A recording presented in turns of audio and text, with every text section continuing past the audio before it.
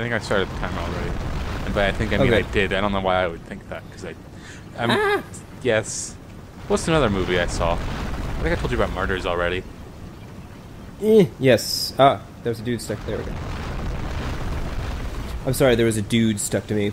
They remove all of a girl's skin. Gross. But then she gets, like, true enlightenment or something. I don't remember.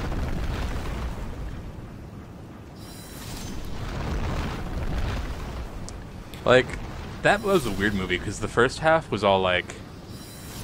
It was a really cool kind of, like, interpretation of post-traumatic stress, I guess. Because there was one girl who, as a child, was, like, held captive in this room and tortured, and it was awful. But then she gets out.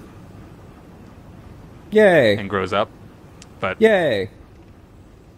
I guess spoilers for Martyrs. It's a pretty good movie if you want to see it, I guess. It's French. You guess? I guess. Well, that's not a very good selling point. Well, because I like the first half a lot. Because, okay, so here's the, I guess, spoilers, but, so, the girl who escapes from that place, as she's escaping, she sees another woman in there being tortured, but leaves anyway. So, she, like, and as she grows up, she gets being attacked by, like, a hallucination of that woman. It's kind of cool. That's neat. Yeah. And that's cool. And then all of that ends within, like, the first half of the movie.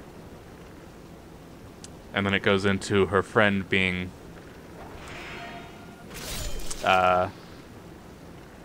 So the people who were torturing her at the beginning were, like, this cult who believe that if you come, like... You can get to this certain point, you become a martyr, and you, like... I don't remember what it was exactly. You, like, see the afterlife, basically. So, of course, they didn't want to do it themselves, so they got other people to do it. No, because you have to, like, torture someone, but not kill them, but, like, bring them to the edge of death, and it was weird. I don't remember exactly. But it got I feel like these...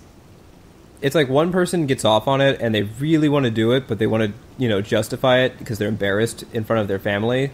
So they start a cult and get their family involved, and that's how you get redneck torture films. Well, the one girl that gets, like, tortured and starved, and then how all of her skin is removed, like, gets to the point, and then tells the one lady who leads the cult what she saw, and then that lady freaks out and kills herself. And because it turns out that torturing another person does not bring you to heaven? I don't know, you don't hear what she said. It got... I don't know, it felt pretentious, I guess. Whereas it started out as just kind of cool. It's weird that you see a torture film get pretentious. I know, and I think that's why people liked it. Because it's artsier than most torture films. I just don't think there was a lot of substance to it. Makes sense.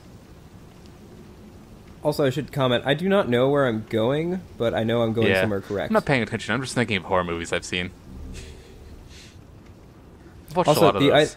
The portable item that lets you repair your shit is called Ed's Grindstone. You don't just get a grindstone. Even if you get it from somewhere else, you get it. It's always Ed's. It's like a trademark. That's why he's one of the only 2 blacksmiths in the world, is because he managed to get a trademark. Nice. Oh, so I was on the drive back to school today. I was listening to NPR.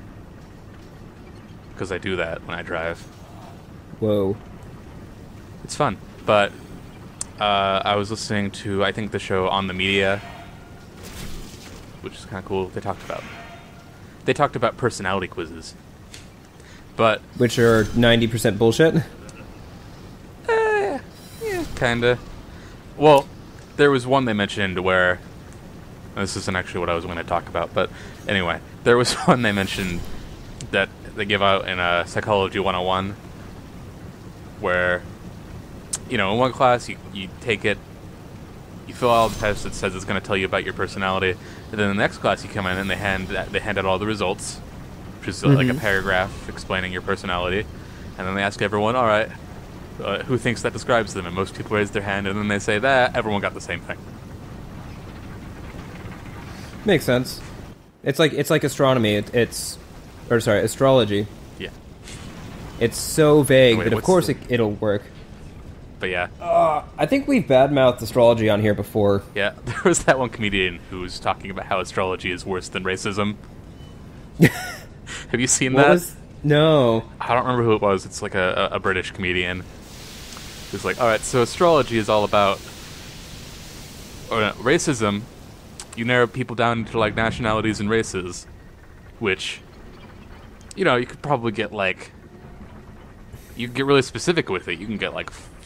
If you just list all the races, you can get a ton of things to discriminate against. And judge people on based on birth circumstances that they had no control over.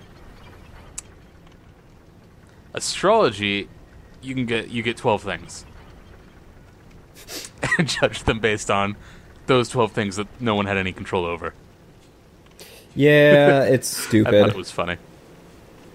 But anyway, back on NPR, they were talking... So I think they talked about it before, and then they were just doing a... like, response to a user letter or something.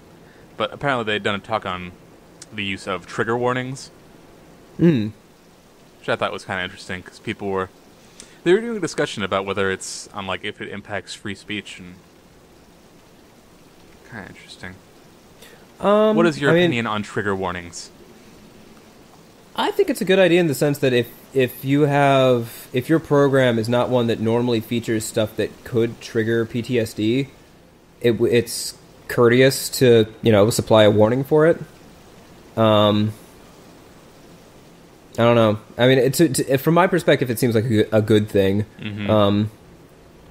As for should someone get in trouble if they didn't have a trigger warning, I don't know.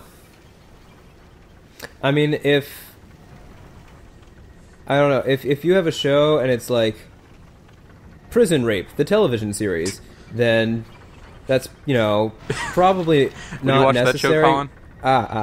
Oh, Good cool, job. I didn't die. Spoilers.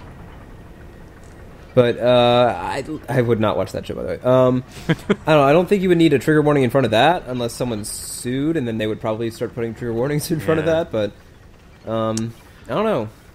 See, something's just about the phrase, like, about something's off-putting to me about it, but I think it's because of all the time I spent reading Tumblr in action. Oh, yeah. Well, okay. It seems like a very Tumblr-y thing, and that bugs me. But I don't, like, I can't think of any, like, actual reason to be opposed to it.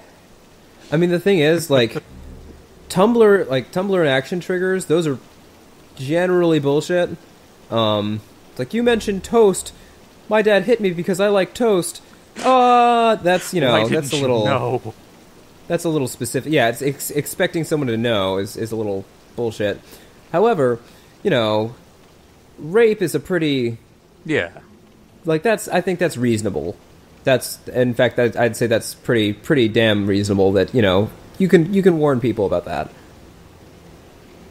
Like, yeah. I don't know. I don't know if there's like a list of accepted trauma. There probably is, but you know, toast I don't think is on that list. But I think this makes me all right. So when the Evil Dead remake came out, we went and saw it. Yes, and it was awesome. Yes, and we were like, "Yeah, this is awesome," and having a good time the whole way through. Yes, and I went back after that, and I was reading people's comments on the internet. And there were people who were like, it was too much, too disturbing. I couldn't sit through it. I had to leave the theater. Really? Like, yeah. Well, my sister had that reaction to it. Really? I was watching it with my little sister. Huh. And she was really grossed out by it. I mean, I get grossed out. And I was like, I'm an awful person? Because we were basically laughing through it. Yeah, we were enjoying that. I don't know. We take a very horror is basically comedy to us, so. Well, not necessarily. Not always, but you know, a lot of it, especially Evil Dead. Yeah, well, see, because I don't know. I would not say that the Evil Dead remake was much of a comedy. Because it's definitely, like, about as far out there in terms of gore as we've gotten in like Western movies. Yeah. Oh, and actually, the more I think about it and remember that movie, I mean, I think. Oh, up. There's another stupid bomb trap. Come on, there it goes. Stupid fat man. Oh, well, I do apologize for the frame rate chugging every time that happens. We'll discuss more of whatever we were discussing on the next episode. Cam.